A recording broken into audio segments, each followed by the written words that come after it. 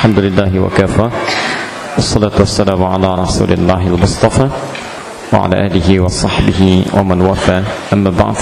Fa ya ibadallah, usi nafsi wa iyyakum bi taqwallahi faqad fazal muttaqun. Fala tamutunna illa wa antum muslimun. Faqala ta'ala ya ayyuhalladzina amanu taqullaha haqqa tuqatih wa la tamutunna illa wa antum muslimun. Saudara-saudariku, alhamdulillah kita bersyukur pada Allah Subhanahu wa taala bahwa di hari ke-19 di bulan Ramadan ini, di Jumat ini, kita masih diberikan kesempatan oleh Allah Subhanahu wa taala untuk menjalani kehidupan dan insyaallah menyempurnakan puasa Ramadan kita. Semoga seluruh aktivitas yang kita tunaikan khususnya di bulan Ramadan ini dijadikan oleh Allah sebagai ibadah yang kita ikhlaskan hanya karenanya.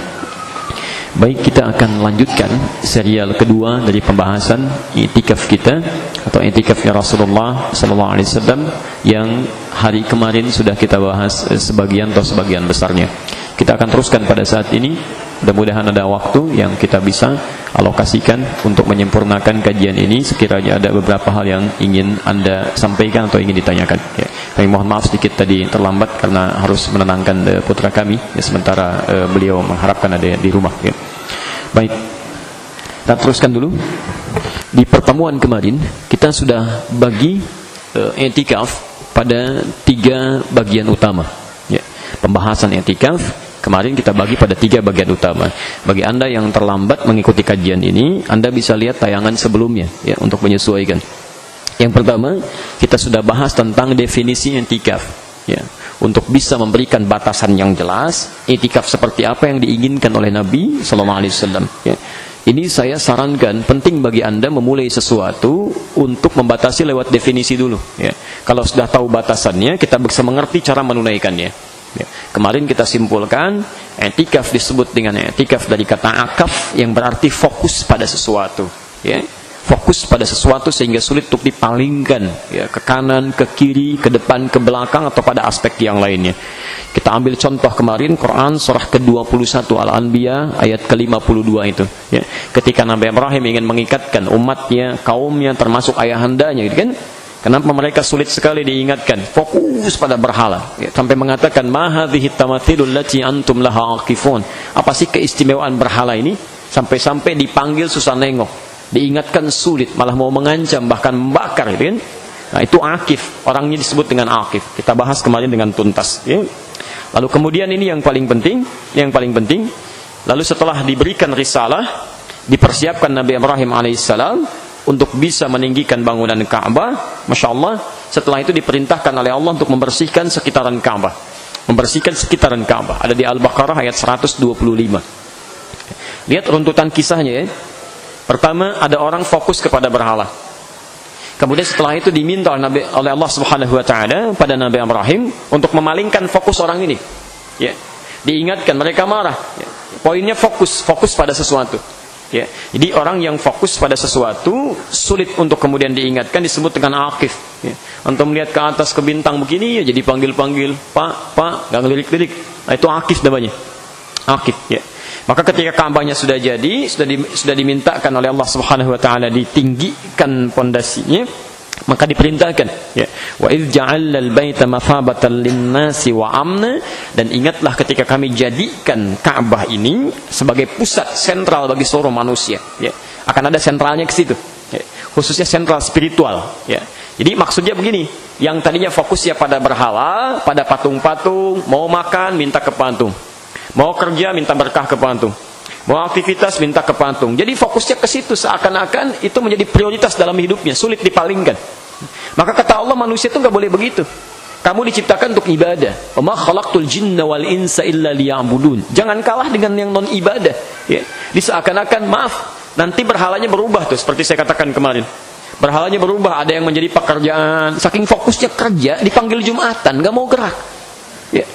Saking fokusnya dengan cerita, dengan sinetron, dipanggil Allahu Akbar, 5 menit lagi mau selesai, 5 menit lagi mau selesai. Ya, ada fokus dengan majalah, ada fokus dengan macam-macam, diingatkan tuh nggak bisa gitu. Ya. Maka kemudian Allah sampaikan di ayat yang lain ketika jadi Ka'bahnya, seakan-akan disampaikan, lihat kalimatnya. Ya, fokus semua kita harus mengiblat tuh, mengarah ya. Jadikan semua karena ibadah, karena Allah Subhanahu wa taala. Ya. Mathabah wa amna. Kalau itu sudah dijadikan dalam diri kita, maka amna akan hadir ketentraman, keamanan, kenyamanan dalam hidup. Makanya di antara kemuliaan Ka'bah itu, Anda segelisah apapun kalau Anda tiba di sana, itu pasti tenang. Nggak percaya silakan. Anda punya masalah macam-macam, seberat-beratnya Anda umrah, kemudian hadir di samping Ka'bah, itu bisa hilang seketika masalah. Menjauh kepikiran lagi, mendekat muncul lagi. Tapi poinnya bukan itu.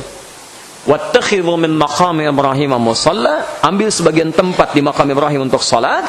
Wa ahidna, dan kami perintahkan dengan kuat ila Ibrahim, pada Ibrahim alaihissalam, wa Ismail, dan putranya Ismail alaihissalam, keduanya, antahira, supaya membersihkan baiti, rumahku ini, Ka'bah ini, rapihkan, bersihkan. Untuk apa?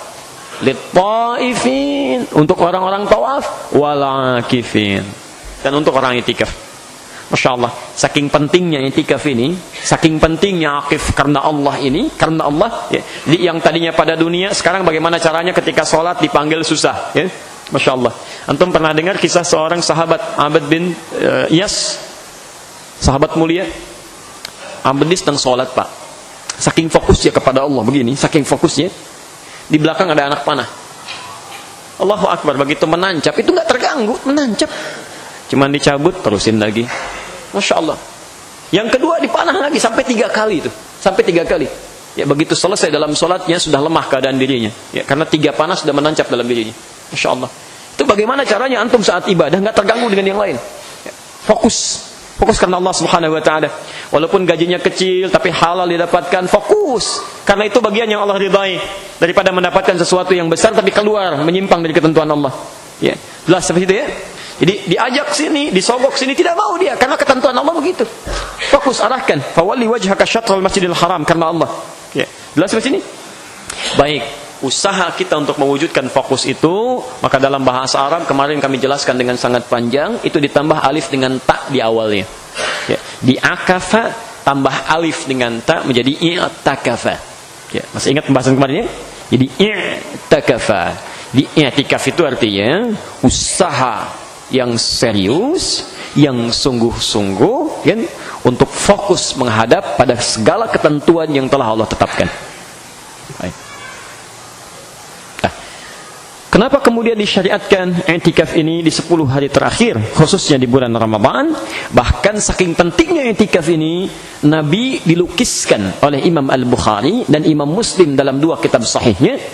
Di Al-Bukhari ada di nomor hadis 2026. Di hadis Muslim ada di nomor hadis 1172 dari Aisyah radhiyallahu anha. Perhatikan saking pentingnya i'tikaf ini. Kata Aisyah, kana Nabi sallallahu alaihi wasallam, adalah Nabi sallallahu alaihi wasallam terbiasa, di antara kebiasaan Nabi, ya'takifu fil ashril awakhir min Ramadan. Beliau selalu beriktikaf di 10 terakhir bulan Ramadan. 10 hari terakhir bulan Ramadan, hatta tawaffahu Allah Ta'ala, sampai Allah mewafatkan beliau yang mulia itu. Masya Allah, ini ibadah sunnah muakkadah, sunnah, tidak wajib, sunnah. Tapi saking pentingnya ibadah sunnah ini, sampai Nabi mendawaminya sampai beliau wafat. Sampai wafat tuh. Kalau tidak penting Nabi nggak akan lakukan itu. Sampai wafat ya. Bahkan kata Aisyah, Masya Allah, wa ya'takifu min ba'di azwajuhunna, azwajuhu, dan setelah beliau wafat, maka istri-istrinya Nabi mendawamkan i'tikaf itu setelah wafat. Seringkali i'tikaf, bahkan pernah saat Nabinya hadir, mereka ikut i'tikaf juga pernah. 1 kali terjadi. Nah, ini menunjukkan boleh adanya i'tikaf bagi perempuan-perempuan muslimah, itu boleh, nanti dengan syarat-syarat tertentu. Baik. Nah, Bapak Ibu sekalian, kita sekarang akan teruskan pada bahasan yang selanjutnya, yang ketiga. Tapi izinkan saya untuk mengulas sedikit saja, mengingatkan kembali yang kemarin, yang kedua, tentang apa istimewanya i'tikaf. Jadi kita bagi 3 bahasan kemarin. 1, definisi i'tikaf.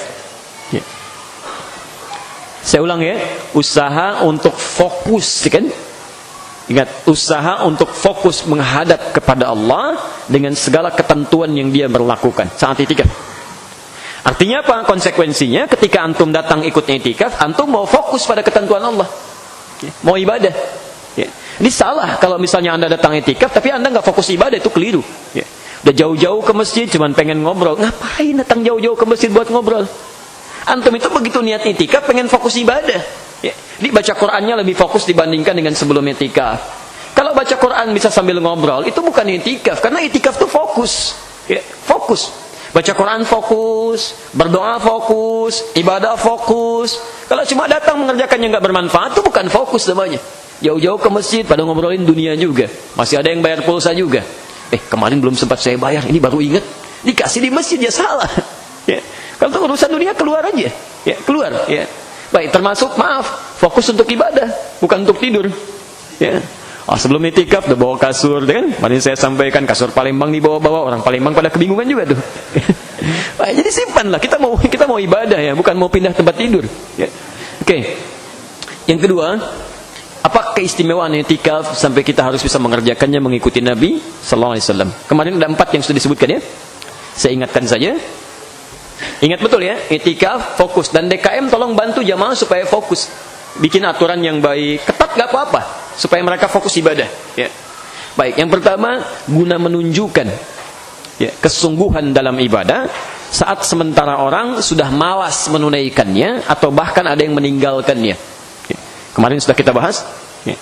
Di i'tikaf itu salah satu fungsinya kita tampilkan kepada Allah. Ya Allah, saat sementara orang sudah mulai malas, pertengahan menurun, akhir-akhir sudah sibuk dengan yang lain, kita tunjukkan kami selalu ingin tingkatkan ibadah. Ya. Maka kalau Anda sudah bisa begini, Masya Allah, saat ada orang lain malas ibadah, kemudian Anda bangkit, Allah akan berikan fadilah lebih melebihi yang lainnya. Ya. Orang tidur, Anda bangun. Orang makan, Anda puasa. Makanya di hadis qudsi kan disebutkan, dipuji orang puasa itu. Ya. Di hadis riwayat Al-Bukhari nomor hadis 1793. Ya. Di hadis Muslim nomor hadis 1151. Di Ibnu Majah nomor hadis 1638. Lihat bagaimana Allah memuji orang puasa. Kata Allah, Masya Allah, orang puasa itu yatruku ta'amahu wa masyarabahu, ya, Masya Allah, wa syarabahu wa syahwatahu. Orang puasa itu meninggalkan makanannya, minumannya, syahwatnya min ajli, hanya karena aku saja katanya. Saat orang makan, dia puasa. Orang minum, dia gak minum. Orang mengeluarkan syahwat, melihat yang tidak baik, berkata yang kotor, dia tahan itu, kata Allah, karena saya. Masya Allah. Maka perhatikan kalimatnya. As-siyamu li, kalau puasa itu benar dia tunaikan karena aku, wa ana ajzi bihi, aku yang akan langsung memberikan pahala pada setiap amalan yang dia kerjakan. Wal hasanatu bi asyri amthaliha, minimal 10 kali lipat dari hari-hari biasanya. 10 kali lipat. Jadi kalau Anda baca Quran 10, Ramadan kali 10 lagi, Anda mengerjakan 10 kali 10 lagi, termasuk mempercepat doa yang kita mohonkan. Ada salah satu rumus, kalau Anda ingin cepat dijawab doanya, bahkan Allah mengabulkan, catat betul ini ya, ini jarang diketahui oleh banyak orang. Kalau doa Anda ingin cepat dijawab, bahkan yang mustahil menurut orang kebanyakan, maka lakukanlah hal-hal yang tidak dilakukan oleh orang kebanyakan. Kalau Anda ingin dijawab pada permohonan yang tidak wajar menurut kebanyakan orang, lakukan amalan yang tidak wajar bagi banyak orang. Contoh, Nabi Ibrahim alaihissalam. Quran, kita pakai Quran aja biar gampang. Quran surah ke-51 dari ayat 24. Ayat 24 sampai 25. Ini yang kami bacakan. La hal ataka hadithu dhaif Ibrahim al-mukramin. Ya. Saya mulai lambatkan. Ada ayatnya? Oke. Pernahkah Anda dengar kisah tentang Nabi Ibrahim yang kedatangan tamu gitu ya, di malam-malam itu, kemudian beliau muliakan di mushaf standar paling kanan sebelah bawah. Oke. Ada? Baik. Malam-malam kedatangan tamu gitu kan? Ya. Tapi Masya Allah, yang paling mulia, beliau muliakan tamunya. Malam-malam tamu datang. Ya. Bukan biasa. Izdakhalu alaihi faqalu salama. Ketika minta izin masuk, mengucapkan salam. Assalamualaikum. Bapak ibu tengah malam, jam 2 malam, kedatangan tamu gitu kan. Assalamualaikum. Assalamualaikum. Dibuka nggak? Dan bahasanya jamaah di situ, bukan satu orang, tapi dakhalu, banyak. Ya. Oke, taruhlah beginilah, Anda intip dulu, jangan langsung dibuka. Ya, saya agak lambatkan. Begitu Anda intip tamunya, lewat sedikit dari jendela, Masya Allah, ternyata tamunya malam-malam jam 2 pakai jubah putih. Datang, rambut agak panjang. Assalamualaikum, Assalamualaikum. Dibuka nggak? Taruhlah Anda berani mungkin kan? Anda berani, kemudian Anda buka, dilihat, mungkin Anda tanya, ada keperluan apa? Ya, Nabi Ibrahim tidak. Qala assalam, dijawab Waalaikumsalam. Masya Allah. Begitu dibuka dilihat qaumun munkarun. Oh, ini orang asing. Kalau orang asing berarti bukan dari daerah sini. Kalau bukan dari daerah sini berarti perjalanannya cukup jauh, lelah, tidak banyak ditanya, dipersilahkan istirahat. Gak banyak dikomentari. Tidak ditanya dari mana, ada keperluan apa, dipersilahkan istirahat dulu supaya tenang. Masya Allah. Bagaimana takrimnya? Setelah itu, faragha ila ahlihi. Datang kepada istrinya, Sarah pada saat itu bertanya, ada makanan terbaik apa untuk tamu kita malam ini? Ternyata nggak ada tersisa di dapur. Dilihat ada anak sapi lembu, ya, masih sempat-sempatnya disembelih itu, dibikin gulai. Ya, makanya bahasa Qur'annya faja'a bi'ijlin samin. Maka kembali kepada tamunya dibawakan gulai yang sangat enak itu, masya Allah. Sudah jadi, masih sempat makan gulai, masak malam-malam itu, dijadikan, dihidangkan. Allahu Akbar. Bagaimana takrim terhadap tamu ini? Apa yang terjadi? Faqarrabahu ilaihim, dihidangkan pada mereka, saking dekatnya dengan mereka. Qala ala ta'kulun, tapi dilihat-lihat begini, makanan enggak disentuh. Dilihat, dipegang juga enggak. Ditanya kok enggak dimakan, diperhatikan dari atas ke bawah, kakinya enggak napak ke lantai. Wah, situasi mulai berbeda nih. Jubah putih, malam-malam rambut gondrong, duduk di hadapan Anda. Begitu disaksikan kaki enggak napak ke lantai, gitu kan? Apa responnya? Itu belum ketawa atau cuman diam aja begini. Baik, enggak sempat, lari enggak sempat. Ya. Keadaan Anda takut yang tidak memungkinkan Anda untuk mengelak atau menghindar dari situ, itu bahasa Arabnya aujas. Ini kata wajasa, takut luar biasa tapi sudah enggak ada celah untuk pergi. Maka bahasa Qur'annya fa'aujasa minhum khifah. Maka mulai muncul kegelisahan, rasa takut mulai ada. Ya. Ditakut itu normal. Nabi aja takut, masa Anda tidak takut? Harus ada rasa takut. Ya. Kalau orang tidak takut nanti mudah berbuat maksiat. Ya. Takut harus ada. Yang salah itu takut yang tidak ada rambu-rambunya. Kok maksiat tidak takut, dusta tidak takut, itu yang keliru. Ya. Kalau takut biasa itu wajar. Tapi poinnya, lihat kalimatnya. Qalu, maka mereka kemudian berkata. Lihat, kira-kira siapa mereka ini?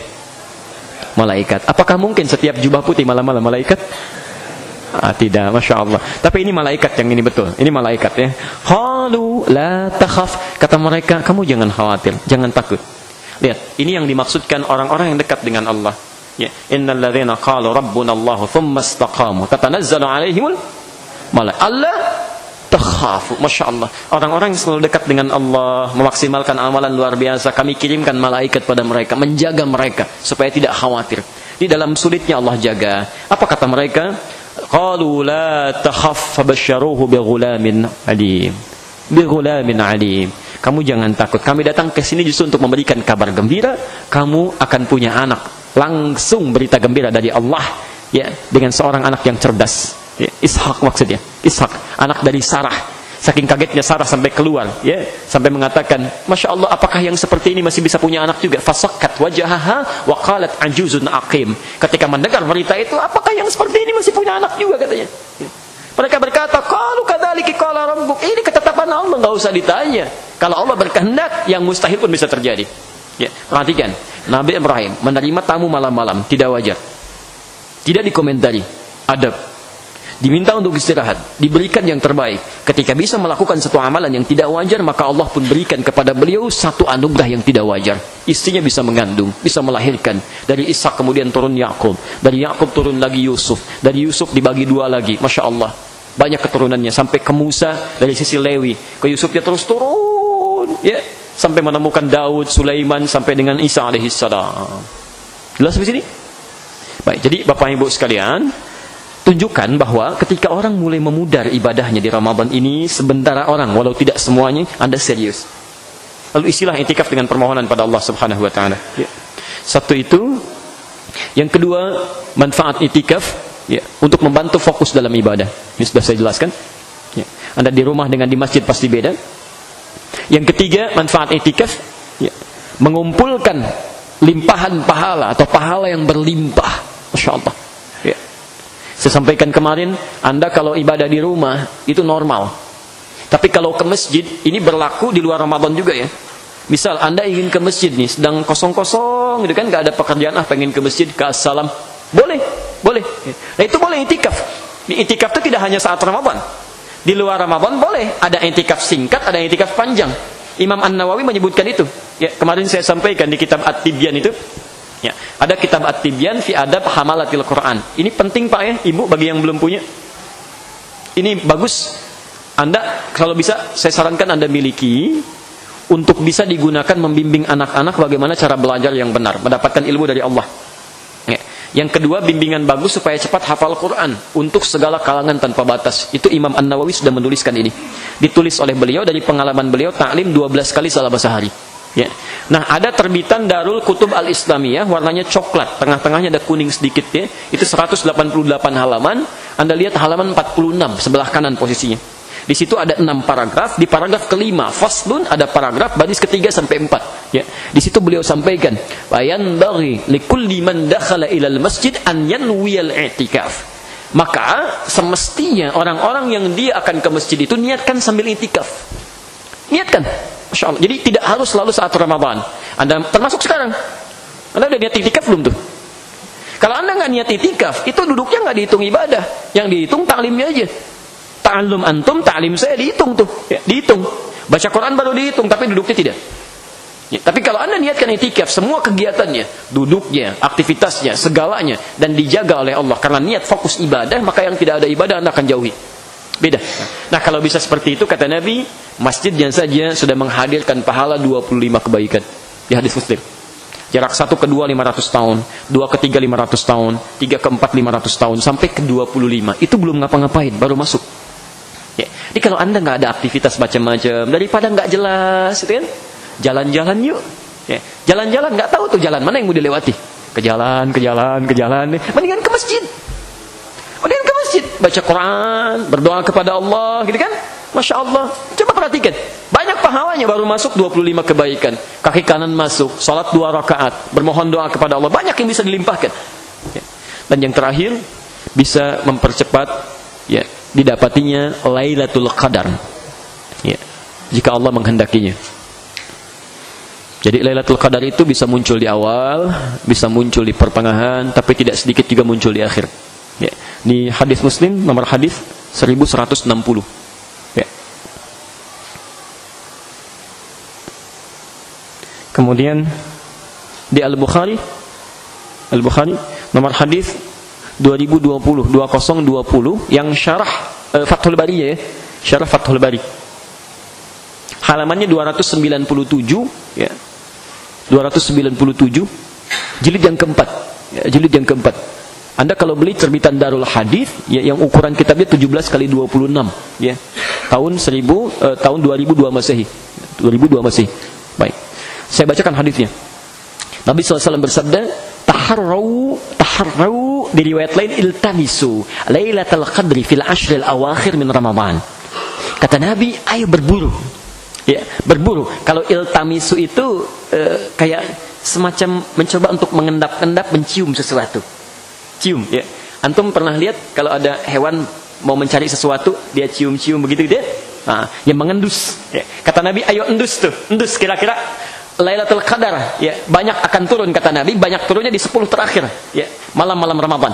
Ya. Jadi kalau bisa maksimalkan. Jadi bisa turun di awal, turun di pertengahan, tapi lebih banyak turun di akhirnya. Dikata Nabi setelah muncul 10 Ramadan ini, setiap malamnya Anda endus tuh, jangan tinggalkan. Ya. Ayo cium.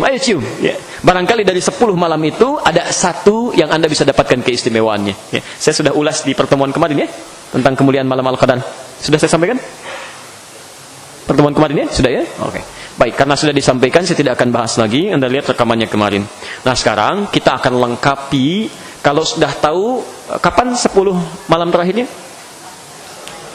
Besok Sabtu malam Ahad. Ini ilmu saya berikan dulu sebentar. Ingat Ramadan itu kan ada yang 29, ada yang 30. Bisa berbeda tuh. Ya, bisa berbeda. Jadi kalau misalnya malamnya 29, berarti 10 malam terakhir sudah dimulai di malam 20. Oke, ingat itu ya. Jadi tidak harus malam 21. Baik, tapi kalau jumlahnya 30 hari, maka dimulai di malam ke 21. Jelas sampai sini? Baik, kira-kira sekarang berapa hari Ramadannya? Tahu dari mana? Kan belum diruyat. Oh, baik. Baik, insyaallah antum bisa mulai ya, bisa mulai. Tapi kalau mau untuk ibadah maksimalkan tiap malam. Iktikaf bisa mulai besok. Baik, yuk kita lihat. Sudah ketahuan waktunya, sudah diketahui bagaimana kemudian definisinya, keutamaannya. Kita akan lanjutkan sekarang bagaimana i'tikaf Nabi sallallahu alaihi wasallam. I'tikaf Nabi sallallahu alaihi wasallam.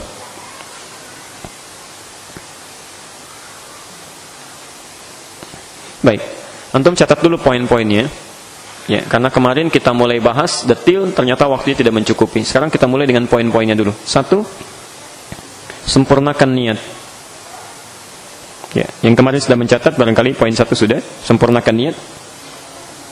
Sudah? Yang kedua, menyiapkan perlengkapan i'tikaf. Menyiapkan perlengkapan i'tikaf. Nanti kita bahas. Sudah? Yang ketiga, membuat program i'tikaf. Ya. Membuat program i'tikaf. Program i'tikaf.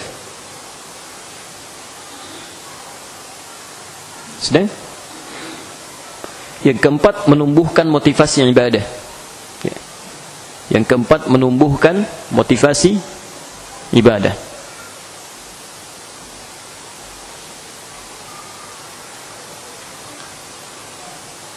Sudah? Dan yang kelima, ini yang penting, melakukan dengan konsisten dan ikhlas karena Allah. Melakukan dengan konsisten dan ikhlas karena Allah.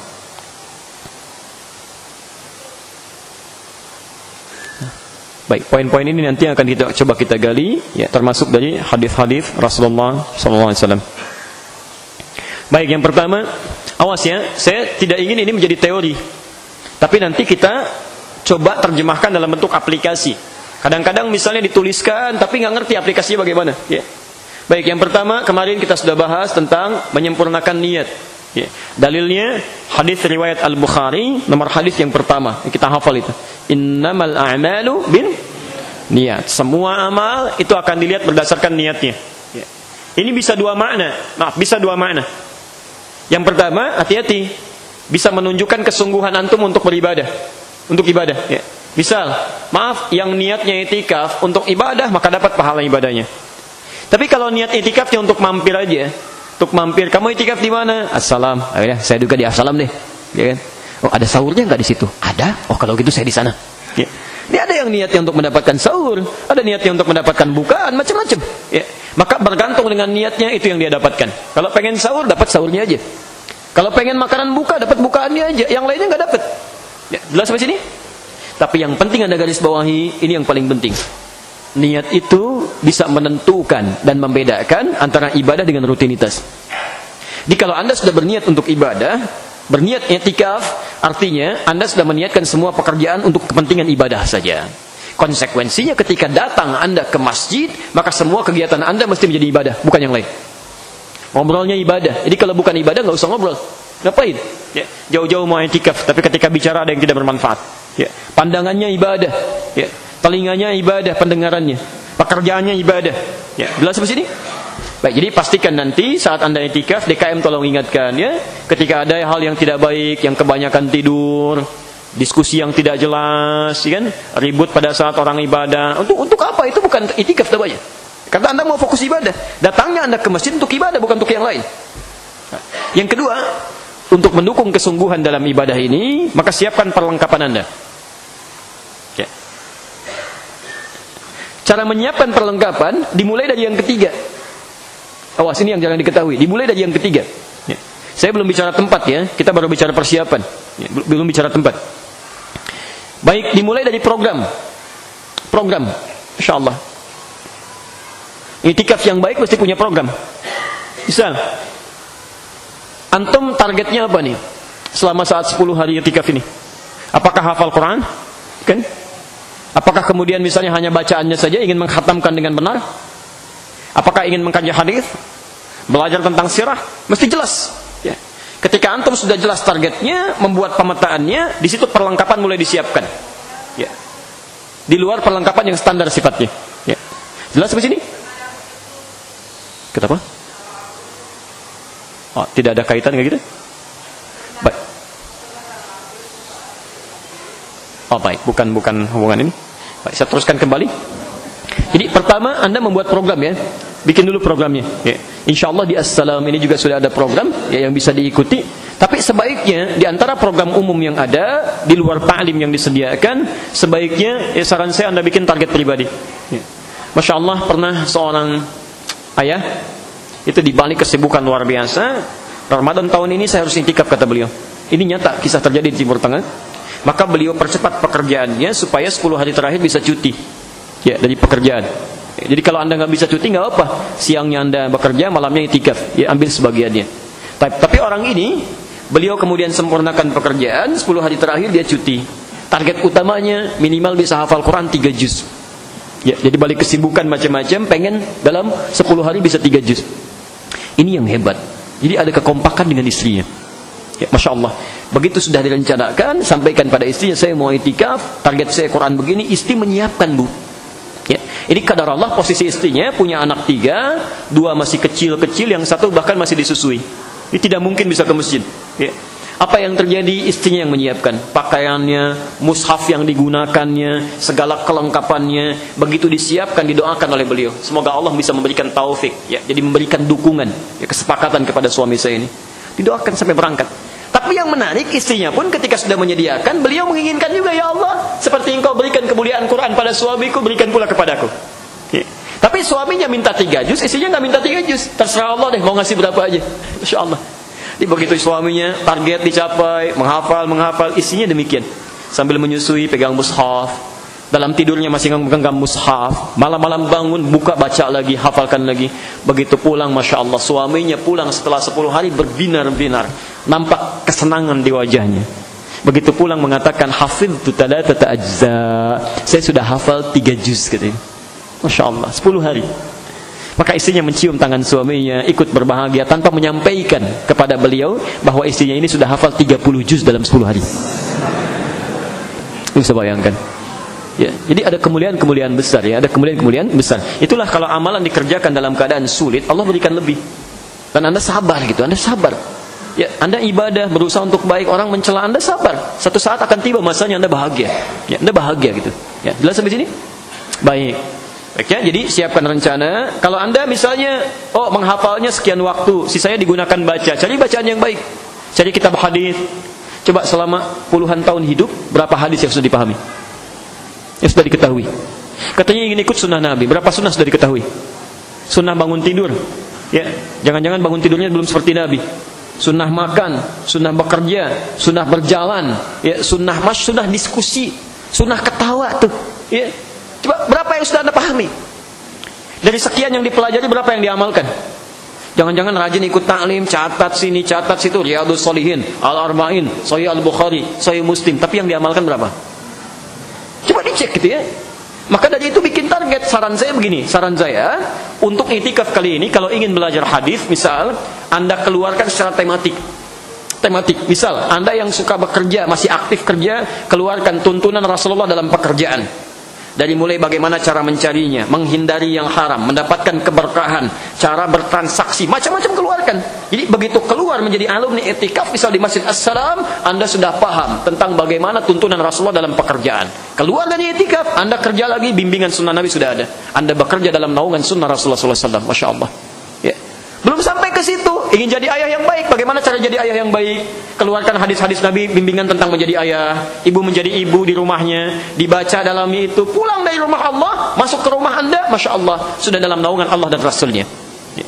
Kalau bisa dipadukan, ya. Saya targetnya bukan per juz, tapi menghafalkan ayat-ayat tentang ayah, tentang suami, keluarkan, susun dengan hadisnya. Begitu i'tikaf, Masya Allah, bikin, sampaikan. Itu maksimal. Ya. Atau kami bikin program tentang sholat sekarang. Jadi dalam 10 hari sholatnya benar, minimal bisa mengikuti sifat sholat Nabi SAW. Ya.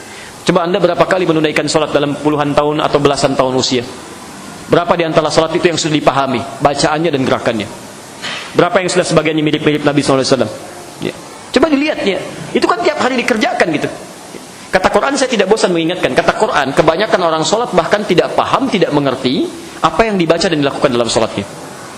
Ya. Baik, dari situ kemudian sediakan perlengkapan. Ya, sediakan perlengkapan. Sudah selesai. Yang keempat tadi? Maaf, apa antum setiap i'tikaf akan selalu semangat? Belum tentu. Malam pertama, apalagi yang ganjil, semangat. Begitu genap, Lailatul Qadar belum turun hari ini. Turun lagi, ya belum tentu.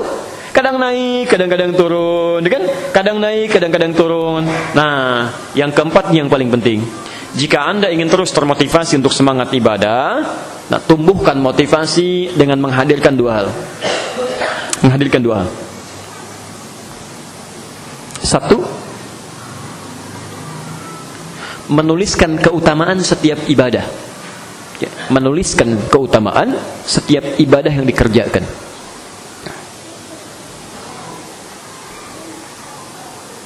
Insyaallah.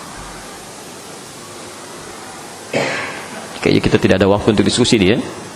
Kalau kita sempurnakan lagi. Menuliskan keutamaan pada setiap ibadah yang dikerjakan. Misal, mau baca Quran, berapa pahalanya masih ingat? 10 itu sebelum Ramadan. Ramadan 100 ya. Saat Ramadan 100, saya sudah bacakan hadisnya, sudah kita kaji di kitab As-Siyam berkali-kali ya. 100 pahalanya. Di satu hurufnya 10 kali lipat di hari biasa. Itu pun kalau Anda hitung. Kalau nggak dihitung bisa 1000, bisa 10.000 dan sebagainya ya. Jadi begitu Anda misalnya ingin baca Quran, Anda tuliskan tuh di agenda Anda, bikin jadwal ya. Baca Quran, target semalam pertama begini, bacaan yang benar, hafalan yang baik. Begitu sedang malas, tuliskan, apa kamu ingin ketinggalan 100 di setiap hurufnya, sementara besok kamu belum tentu hidup? Ya. Berapa pahala yang sudah kamu kumpulkan? Bagaimana kalau diwafatkan sekarang saat tidur? Tuliskan, ya. Tuliskan. Ya. Di yang pertama wa'dun, keluarkan keutamaannya. Jadi begitu Anda lihat keutamaan, muncul lagi, gitu kan? Baik. Berdoa misal, ya. Pernahkah Anda tahu kemuliaan berdoa saat bertepatan dengan malam Al-Qadar? Ya. Itu Masya Allah, malaikat itu mengikuti, mengaminkan. Ya. Hadisnya sahih, bahkan ayat Quran di sini. Tanazzalul malaikatu warruhu fiha. Malaikat turun, saking banyak yang turun, kata Ibnu Katsir dalam tafsirnya, itu bumi sampai sesak. Ya. Sesak itu maksudnya padat.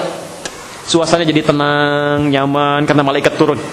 Kalau sudah malaikat turun menyertai orang yang berdoa, maka mengaminkan yang berdoa. Memohonkan ampunan bagi yang istighfar. Memohonkan rahmat pada Allah bagi yang memohon, meminta. Ya. Maka isi sayang kalau nggak digunakan.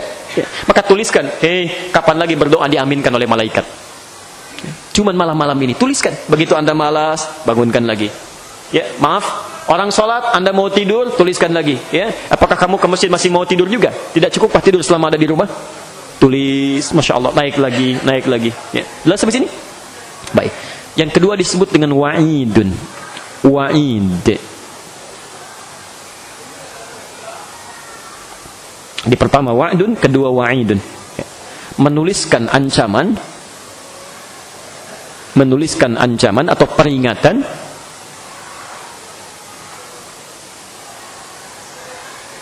dari satu maksiat atau ibadah yang dilalaikan.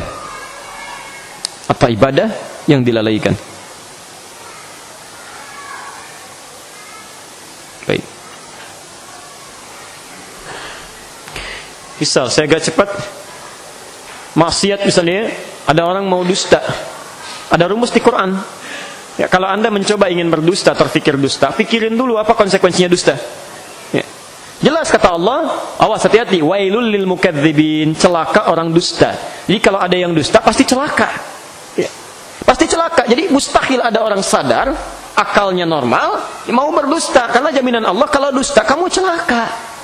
Ini ada snack banyak tuh ya, ada minuman di luar sudah siap. Ditulis, minum ini, maaf, celaka. Diminum nggak? Minum ini celaka. Diminum nggak? Kalau diminum juga artinya nggak paham gitu. Ada yang salah dalam otaknya. Ya. Nah kata Allah, kalau Anda dusta, Anda celaka. Masih berdusta juga. Gak ada yang salah di situ. Ya. Wailul lil mutaffifin, celaka bagi orang curang. Yang curang itu pasti celaka. Ngapain curang? Allah sediakan yang adil, milih yang curang. Dikasih yang halal malah pilih yang haram.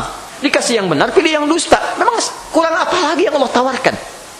Nah, jadi saat Anda etikaf, ketika akan melakukan hal-hal yang tidak penting, apalagi mengandung maksiat, hati-hati, bisa double tuh saat Ramadan. Ya, karena sering kejadian. Saya sampaikan kemarin, ikut dalam barisan saf, ikut takbir Allahu Akbar, mundur, tas orang di bawah. Ya. Bukan ketika handphone lagi, hilang handphone. Ya, saat etikaf itu bisa kejadian. Ada sesuatu yang salah gitu, ada sesuatu yang salah. Ya. Termasuk maaf. Apakah saat Anda menggunakan misalnya gayung orang lain, menggunakan sandal orang lain sudah minta izin belum? Jangan-jangan asal pakai aja gitu. Ya, aduh sandal saya lupa nih, pakai yang ini aja dulu nih, nggak apa-apa. Nggak apa-apa, izin belum sama yang punya. Coba dicek, ini kayak sederhana gitu kan? Kayak sederhana. Ya. Tapi kita belum minta izin pada yang memilikinya. Ya. Baik termasuk perbuatan yang tidak bermanfaat, salat yang tidak bermanfaat, yang lalai dalam salatnya, ya, wailul lil musallin alladzina hum an salatihim sahun, saling mengganggu pada yang tidak tepat, yang enggak ada manfaatnya, sayang, ya, bisa memindahkan pahala itikafnya, ya. Sudah tahu tempat tidurnya di sini geser dengan punya orang, gitu kan? Iseng-iseng sabun orang dipindahin, itu bukan iseng, enggak usah iseng-iseng lah kalau lagi itikaf. Sayang, ya, sayang. Ya. Jelas di sini? Oke, yang terakhir istiqomah. Istiqomah ya. Baik, saya tutup di sini. Usahakan malam pertama sama dengan malam kedua, sama dengan malam ketiga, dan sampai berakhirnya saat kita i'tikaf itu. Ya. Bapak Ibu sekalian, karena waktunya sudah masuk kita untuk berbuka, sunnahnya harus segera disegerakan, maka saya akan tutup dulu. Untuk petunjuk i'tikaf selanjutnya, insyaallah Pak Ivan, nanti kami berikan lembaran petunjuk untuk i'tikaf, ya. Nanti dibaca di situ seterusnya, ya, syarat i'tikafnya, kemudian yang tadi disebutkan, yang tertinggal menulis nanti insyaallah di lembaran itu, mudzakarahnya kami insyaallah bisa susulkan, ya. Baik, ini sesi terakhir kita berjumpa, karena saya selanjutnya tidak bisa mengisi lagi. Mohon bila ada yang benar silahkan diamalkan, itu hakikatnya petunjuk Allah dan Rasulnya. Kalau ada yang salah itu punya saya pribadi, mohon dimaafkan dan tinggalkan pendapat saya yang keliru, ambil pendapat ustaz lainnya lebih baik. Subhanakallahumma wabihamdika asyhadu an la ilaha illa anta astaghfiruka wa atubu ilaik. Wa akhiru da'wana alhamdulillahi rabbil alamin. Assalamualaikum warahmatullahi wabarakatuh.